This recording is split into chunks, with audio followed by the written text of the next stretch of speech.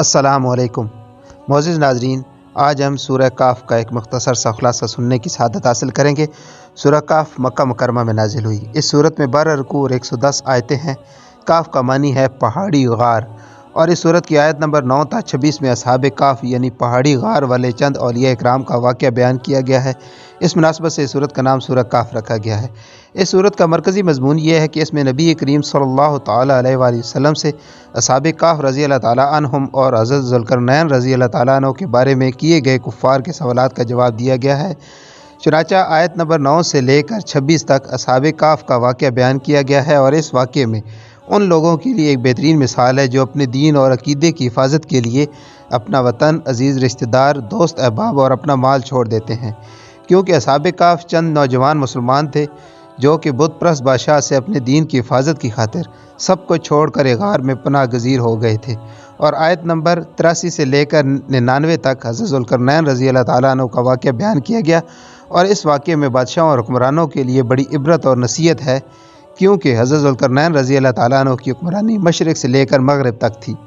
اس کے باوجود وہ اللہ تعالیٰ سے ڈرنے والے، اس کے احکام کی اطاعت کرنے والے، اپنے رعایا سے شفقت و مہربانی کے ساتھ پیش آنے والے اور ان کے ساتھ عدل و انصاف کرنے والے تھے۔ اس کے علاوہ اس صورت میں یہ مضامین بیان کیے گئے ہیں۔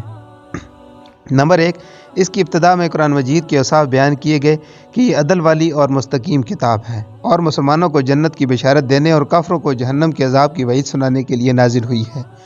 نمبر 2، یہ بیان کیا گیا ہے کہ کفار کی ایمان نہ لانے کی وجہ سے نبی کریم صلی اللہ تعالیٰ علیہ وآلہ وسلم کس قدر غمزدہ ہوا کرتے تھے۔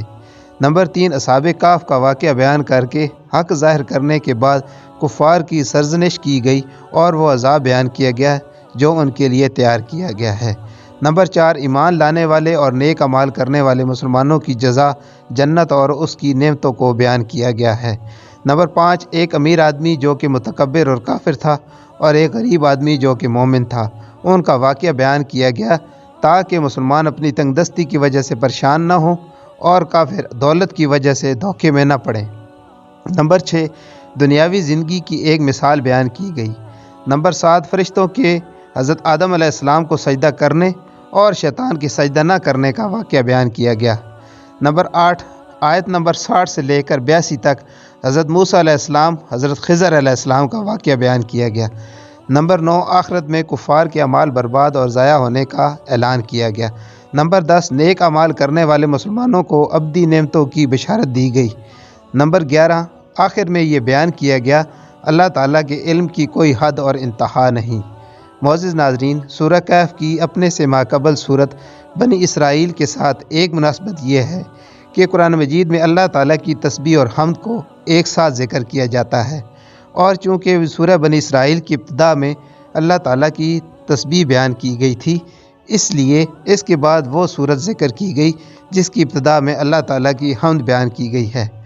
دوسری مناسبت یہ ہے کہ سورہ کہف کی ابتدا سورۃ بنی اسرائیل کے اختتام سے مناسبت رکھتی ہے کہ سورہ بنی اسرائیل کا اختتام اللہ تعالیٰ کی حمد پر ہوا تھا اور سورہ کہف کی ابتدا میں اللہ تعالیٰ کی حمد ہوئی۔ تیسری مناسبت یہ ہے کہ یہودیوں کے کہنے پر مشرکین نے نبی کریم صلی اللہ تعالیٰ علیہ وآلہ وسلم سے 3 چیزوں کے بارے میں سوال کیا۔ ان میں سے ایک چیز یعنی روح کے بارے میں سوال کا جواب سورہ بنی اسرائیل میں دے دیا گیا، اور دوسرے 2 سوالوں یعنی اصحاب کہف رضی اللہ تعالیٰ عنہ اور حضرت ذوالقرنین رضی اللہ تعالیٰ عنہ کے واقعے کا جواب سورہ کہف میں دیا گیا ہے۔